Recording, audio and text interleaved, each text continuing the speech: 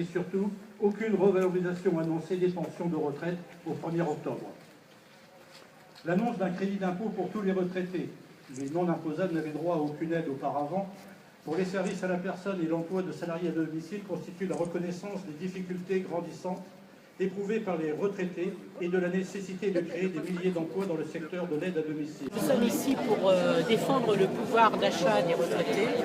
Vous savez que dans l'Orne, le pouvoir d'achat des retraités est encore plus bas qu'ailleurs en France, et notamment pour les femmes.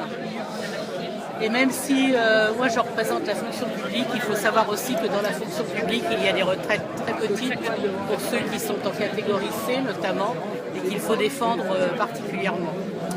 Donc le fait que notre pouvoir d'achat n'évolue pas, puisque tout est bloqué depuis 3 ans, il y a des conséquences vraiment dramatiques pour certains, qui ne peuvent plus faire face à leurs dépenses de santé notamment.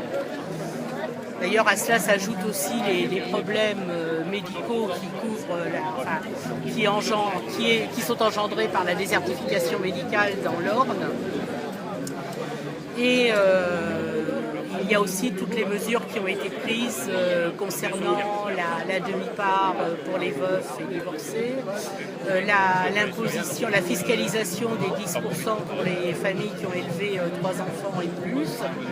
Donc tout ça conduit pour les plus petites retraites à une paupérisation, et il est vrai que quand on fait les marchés, on voit qu'il y a de plus en plus de retraités qui viennent glaner à la fin du marché parce qu'ils n'ont plus non plus les moyens de se nourrir suffisamment.